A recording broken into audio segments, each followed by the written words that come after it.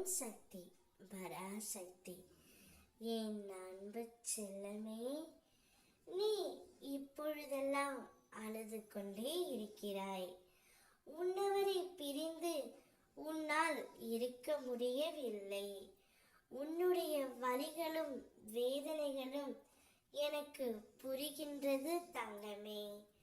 ஏதோ ஒரு காரணத்தினால் நீங்கள் இப்பொழுது தற்காலிகமாக பிரிந்து உள்ளீர்கள். கவலைப்படாதே, உன்னுடைய வலிகள் அனைத்தும் குறைய போகின்றது. உன்னவரிடமிருந்து உனக்கு சற்று நேரத்தில் அவரே அழைத்து பேச போகின்றார். நீ அவரை நினைத்து சரியாக சாப்பிடுவதும் இல்லை, உறங்குவதும் இல்லை. அதை உன் அம்மா நான் அறிவேன். அதனால்தான் அவரே மனம் மாற்றி உன்னிடம் பேச நான் அனுமதித்து விட்டேன் தங்கமே. நீ வாழ்க்கையில் ஒன்றை மட்டும் நன்றாக புரிந்து கொள். தேடலை குறைத்து கொள்ள வேண்டும். அப்போதுதான் நிம்மதியாக இருக்க முடியும். எதிர்பார்ப்பை தொலைத்துவிட வேண்டும். அப்போதுதான் மகிழ்ச்சியாக இருக்க முடியும். அதிகமாக பேசுவதை நிறுத்தி கொள்ள வேண்டும். அப்போதுதான் மற்றவர்களால் நீ தேடப்படுவாய். உன்னுடைய எதிர்பார்ப்பு தான் உன்னை இந்த அளவிற்கு காயப்படுத்துகின்றது.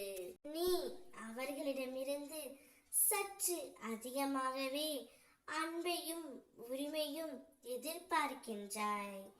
அதை பூர்த்தி செய்ய முடியாத சூழ்நிலையால் உங்களுக்குள் மன வருத்தம், சண்டை ஏற்படுகின்றது.